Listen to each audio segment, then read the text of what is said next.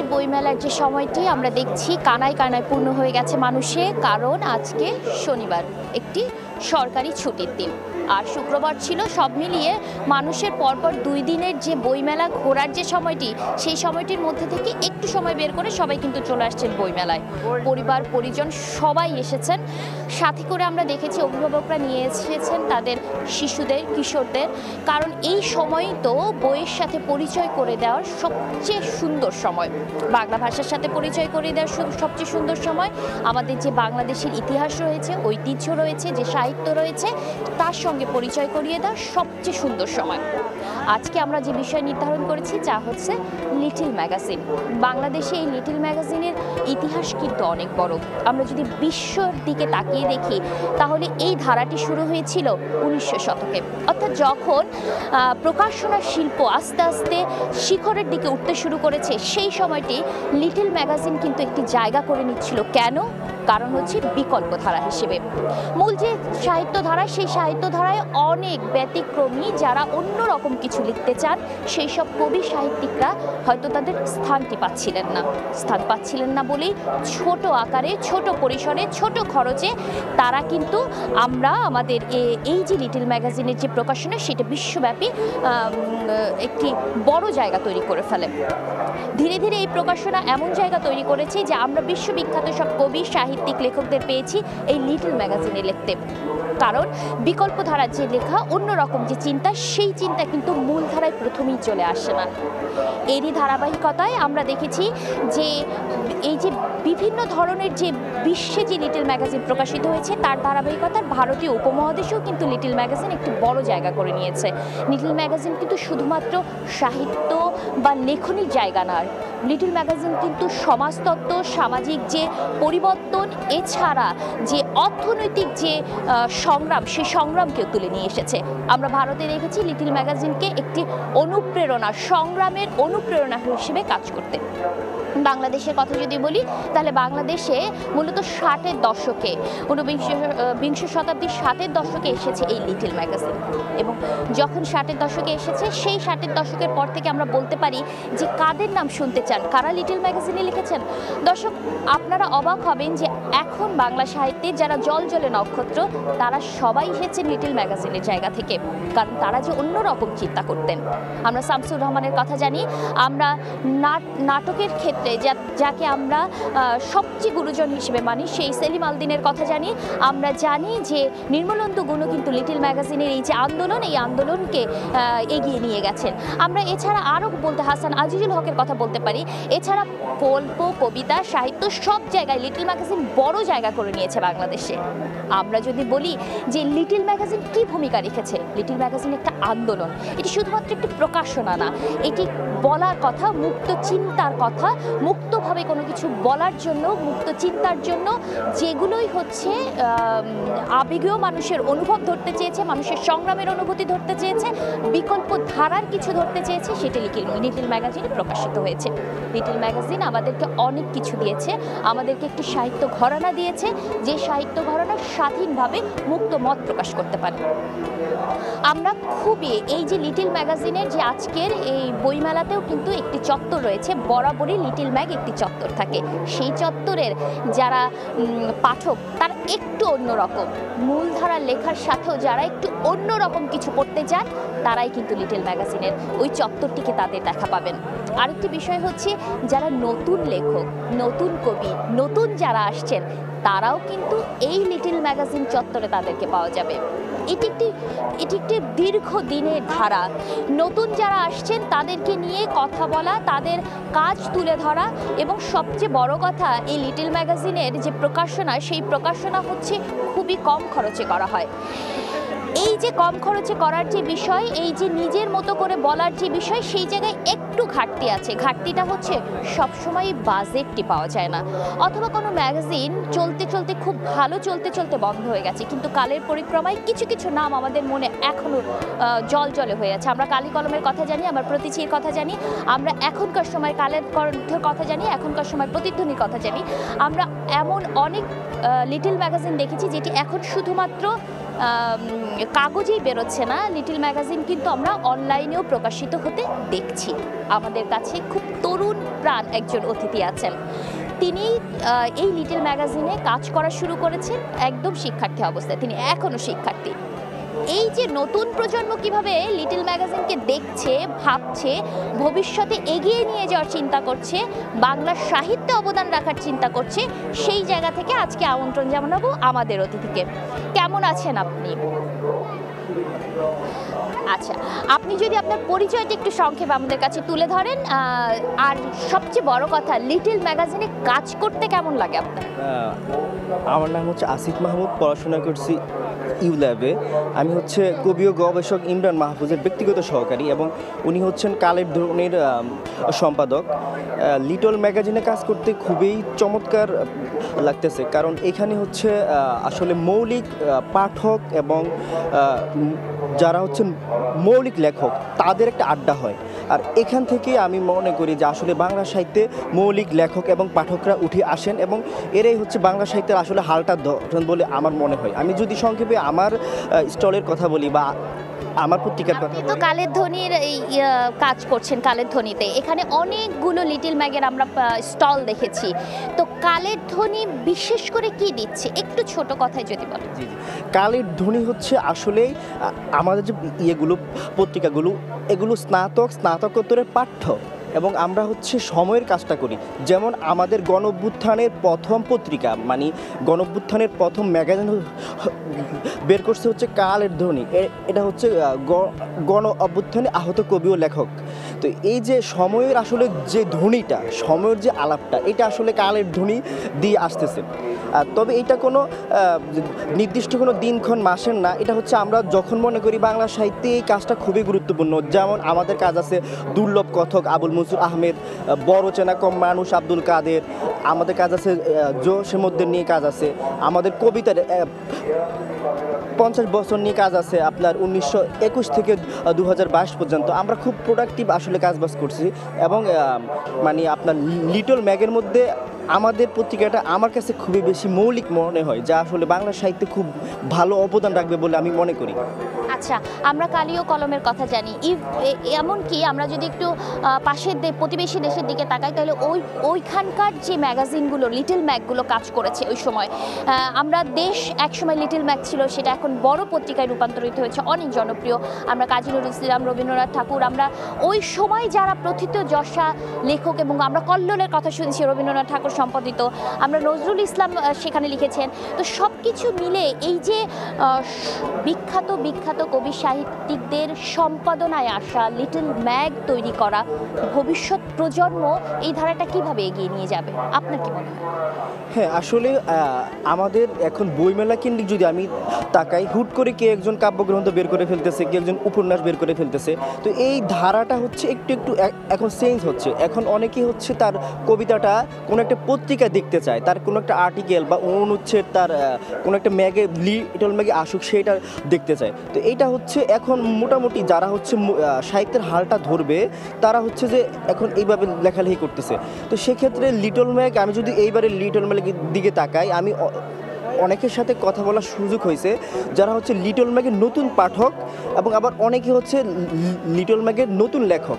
তো সব মিলে আমি লিটল ম্যাগ নিয়ে খুব ভালো স্বপ্ন দেখতেছি, যা হচ্ছে মানে আপনি যে কালি ও কলম বা অন্যান্য কথাগুলো বললেন, উদীয়মান বা হচ্ছে যে আমি যদি 2000 সাল থেকেও ধরি, আমাদের অনেক আসলে ভালো আপনার প্রকাশনী বা লিটল ম্যাগ উঠে আসছে, যেটা হচ্ছে যার ধারায় যদি আমি বলি যে এখানে শামসুর রহমান, তারপরে কবি আল মাহমুদ বা অন্যান্য প্রথিতযশা যে সকল কবিরা ছিলেন, ওদের স্পর্শ আছে আসলে এই ইয়েগুলোতে, লিটল ম্যাগে। আপনাকে একটু থামিয়ে দিতে হচ্ছে। আমাদের সাথে থাকার জন্য অসংখ্য ধন্যবাদ। আপনাকে অতিথি হিসেবে পেয়েছি এবং ভবিষ্যৎ প্রজন্ম আরও ভালো করে এই জায়গায় আসুক।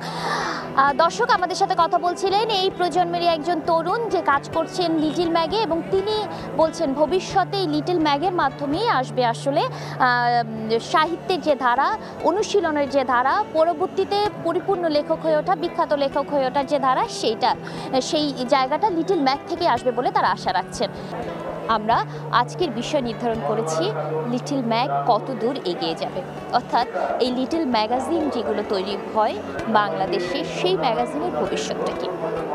আমরা যদি একটু ইতিহাসের দিকে তাকাই তাহলে দেখতে পাবো যে বাংলাদেশে লিটল ম্যাগাজিনের একটি দারুণ ইতিহাস রয়েছে, অর্থাৎ মুক্তিযুদ্ধের আগে থেকে শুরু করে লিটল ম্যাগের যে কালচার শুরু হয়েছে বাংলাদেশে, যে সংস্কৃতি, যে আন্দোলনের ধারাটি প্রবাহমান থেকেছে, সেখানে আমরা সংযুক্ত হতে দেখেছি কবি, সাহিত্যিক, শিল্পী এবং নাটকের সঙ্গে যারা জড়িত ছিলেন, যারা চিত্রশিল্পের সঙ্গে জড়িত ছিলেন, যারা মূলত শিল্পী, যে কোনো কাজ, যে কোনো ধরনের শিল্পকর্মের সঙ্গে যারা জড়িত ছিলেন তাদেরকে কিন্তু এই আন্দোলনে আমরা সম্পৃক্ত হতে দেখেছি।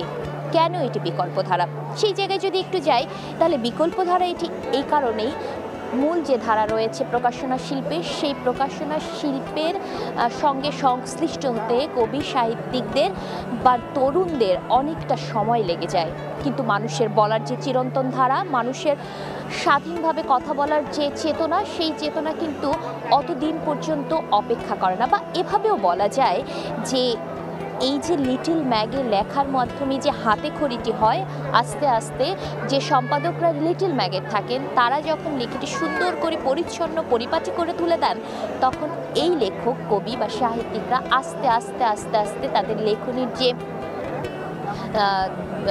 মুন্সিয়ানা সেটি কিন্তু বাড়তে থাকে। এরপরে তারা মূল যে প্রকাশনীগুলি আছে সেই প্রকাশনীগুলির সাথে সংশ্লিষ্ট হতে পারে। কিংবা এমন করেও ভাবা যায়, আমরা দেখেছি শুধু বাংলাদেশে না, বহির্বিশ্বেও আমরা যুক্তরাজ্য, ফ্রান্স, আমেরিকায় যে আন্দোলনটি গড়ে উঠতে দেখেছি লিটল ম্যাগাজিনের, সেই ম্যাগাজিনে কিন্তু আমরা দেখেছি বিকল্প ধারাটিতে লিখেছেন সেই সব কবি, সাহিত্যিক, লেখক বা চিত্রশিল্পীরা কাজ করেছেন, যারা মূল ধারার বাইরে গিয়ে অন্য রকম কিছু চিন্তা করতে পারেন। সেই চিন্তাই কি জগৎকে এগিয়ে নিয়ে গেছে, সেই চিন্তা কিন্তু বিপ্লবের লেখনীয় হয়ে উঠেছে। শুধুমাত্র সাহিত্য মানুষকে ধরাবাঁধা নিয়মের মধ্যে যেমন রাখে না, তেমন সাহিত্য কিন্তু মানুষকে, মানুষের যে চেতনা, মানুষের যে কাব্যিক মনন, তার সঙ্গে সঙ্গে সংগ্রামের চেতনাগুলোকেও কিন্তু জাগ্রত করে। সেই জায়গায় কিন্তু আন্দোলনে বিশ্বের বিভিন্ন দেশের সাথে বাংলাদেশও কিন্তু সেই আন্দোলনে এগিয়ে গেছে। লিটল ম্যাগাজিন একটি আন্দোলন, সেই আন্দোলনে যারা শরিক হয়েছেন, যারা এখানে কাজ করেছেন, তারা ধীরে ধীরে ধীরে ধীরে যে পারদর্শী যে লেখক, পারদর্শী যে সাহিত্যিক, যাদেরকে এখন আমরা এক নামে চিনি, তাদেরকে হয়ে উঠতে অনেক বড় অবদান রেখেছে। বাংলাদেশের এই পরিসরে এখন লিটল ম্যাগটা অনেকটাই ছোট হয়ে এসেছে এর পরিসর। আমরা যখন এই ডিজিটাল সময়ে হাতে একটি লিটল ম্যাগ নিয়ে পড়তে অনেককেই কম দেখি, তো তারপরেও কিন্তু থেমে থাকেনি এই আন্দোলন, এই যে যাত্রা, এই যে যুদ্ধ, সেই যুদ্ধ চলছে। এখন ডিজিটাল প্ল্যাটফর্মেও কিন্তু অনেকেই এই লিটল ম্যাগাজিনের যে আন্দোলনটা সেটি চালিয়ে যেতে চাচ্ছেন, অর্থাৎ এগিয়ে নিয়ে যাচ্ছেন। এর সঙ্গে যুক্ত হয়েছে, একটু যদি ভিন্ন করে বলা যায় তাহলে, আগে যে ছোট্ট একটি লিটল ম্যাগ হাতে নিয়ে পড়ার বিষয়টি ছিল, সেটি কিন্তু এখন বিস্তৃত ব্যাপারে এসেছে। এখন আমরা এর মধ্যে ভিডিও কন্টেন্ট দেখছি, আমরা এর মধ্যে বিভিন্ন ধরনের ছবি সংশ্লিষ্ট হতে দেখছি, আমরা গ্রাফিক্স, অ্যানিমেশন এগুলোও কিন্তু আসতে দেখছি। অর্থাৎ পড়ার বিষয়টি শুধুমাত্র পড়ার জায়গায় না থেকে বিষয়গুলো অনেকটাই এগিয়ে গেছে অন্য রকমভাবে। এবং এই যে আধুনিক যুগের সাথে তাল মিলিয়ে নতুন কবি, সাহিত্যিক বা নতুন যারা লেখক আছেন, তাদের যে যুদ্ধটা, তাদের যে আন্দোলনটা, সেটি কিন্তু চলমান আছে। লিটল ম্যাগাজিন শুধুমাত্র কবি সাহিত্য না, এটা আমাদের নাট্য জগতের যে জায়গা, সেই জায়গায় কিন্তু অত্যন্ত গুরুত্বপূর্ণ ভূমিকা পালন করেছে। আমরা দেখেছি যে নাটকের ক্ষেত্রে, আমরা পথনাটকের ক্ষেত্রে, আমরা নাটকের ক্ষেত্রে এই লিটল ম্যাগের যে অনন্য ভূমিকা, সেটি আমরা দেখেছি সেলিম আলউদ্দিনকে কাজ করতে, আমরা দেখেছি এখানে কাজ করতে যারা শিল্পীরা রয়েছেন তাদেরকেও এখানে আমরা কাজ করতে দেখেছি। এই যে সংস্কৃতিকে এগিয়ে নিয়ে যাওয়ার যে আন্দোলন, যেটা সমাজ চিন্তা করছে তার থেকে এগিয়ে থাকার যে কথা, মুক্ত বুদ্ধির যে চর্চা, সেই চর্চাটা বাংলাদেশে অনেকটাই এসেছে লিটল ম্যাগের হাত ধরে। তো এর পরিসরটা বাড়ানো যেমন গুরুত্বপূর্ণ, তেমন পাঠকের কাছে কি জনপ্রিয় করে তোলাও একটি বড় চ্যালেঞ্জ হয়ে দাঁড়িয়েছে। এই চ্যালেঞ্জটা নিয়েই কিন্তু ভবিষ্যতের যারা আছেন তারা বলছেন যে এইখান থেকেই শুরু হবে আসলে নতুন নতুন যারা লেখক তাদের একটি অনুশীলন কারখানা। এখানেই তারা শিখবেন, এখানেই তারা লেখায় পারদর্শী হয়ে উঠবেন এবং এখান থেকে যদি একজন কবি সাহিত্যিক লিখতে লিখতে বড় হন তাহলেই না সাহিত্যে বাংলার যে অবদান সেই অবদানটুকু বাড়বে। এই যে পুরো মেলা জুড়ে লেখা নিয়ে, লেখার মান নিয়ে যে বারবার প্রশ্নগুলো ওঠে, সেই প্রশ্নগুলোর পিছনে কিন্তু এই জায়গাটি থেকে যায় যে চর্চা সবচেয়ে গুরুত্বপূর্ণ। চর্চা না হলে একটি লেখা সুন্দর করে পাঠকের কাছে পরিবেশন করা বা উপস্থাপন করা খুবই কঠিন। এই যে সাহিত্যের যে চর্চা, সংস্কৃতির যে চর্চা, সেই চর্চার জায়গায় বরাবরই ভূমিকা রেখে এসেছে লিটল ম্যাগ। সেই জায়গা থেকে বলতে গেলে বলতে হয় যে লিটল ম্যাগাজিন শুধুমাত্র কয়েকটি পৃষ্ঠা না, কয়েকটা ম্যাগাজিন না, ছোট্ট একটি পড়লাম ফেলে দিলাম চলে গেল, ব্যাপারটি এরকমও না। এটি একটি ধারা, এটি একটি আন্দোলন এবং এই আন্দোলনের সাথে তরুণরা যত বেশি সংশ্লিষ্ট হবে, তরুণরা যত বেশি সংযুক্ত হবেন, তরুণরা তাদের নিজের চিন্তা, নতুন চিন্তা যত বেশি এখানে নিয়ে আসবেন, তত তত ক্ষুরোধার হয়ে উঠবে লিটল ম্যাগাজিনের এই বিশ্বটা। লিটল ম্যাগাজিনের এই যে জগৎ রয়েছে বাংলাদেশের ছোট্ট পরিসরে, সেটি আরও বাড়বে। আরও বাড়লেই তরুণ প্রজন্ম কিন্তু স্বপ্ন দেখবে যে কিভাবে বাংলা সাহিত্যে আরও বড় অবদান রাখা যায়, বাংলা সাহিত্যকে বিশ্বের দরবারে পৌঁছে দেওয়া যায়। এবং এই লিটল ম্যাগাজিনের মধ্য থেকেই কিন্তু উঠে এসেছে সেই অনুবাদ সাহিত্যের যে কথাটি, অনুবাদ শিল্পীরা যে আমাদের লেখাগুলো বিশ্বের বিভিন্ন লেখা যে এখানে নিয়ে আসছেন এবং আমাদের লেখাগুলোও নিয়ে যাচ্ছেন, সেই কাজগুলো কিন্তু এই লিটল ম্যাগও করবে। লিটল ম্যাগের একটি বড় অংশ রয়েছে।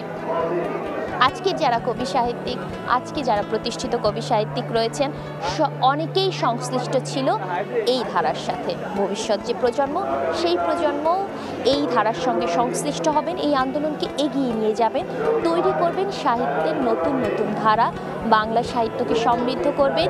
সেই আশায় দর্শক, আজকের যে অনুষ্ঠান রয়েছে সেই অনুষ্ঠান শেষ করতে যাচ্ছি। দেখা হবে আরেকটি কোনো পর্বে। এবং আজকের যে বইমেলার যে আয়োজন, সেই বইমেলার আয়োজন থেকে আমি আপনাদের কাছ থেকে বিদায় নিচ্ছি। আমার নাম সাতিলা শারমিন। দেখা হবে আরেকটি কোনো পর্বে এই প্রাণের বইমেলাকে সঙ্গে।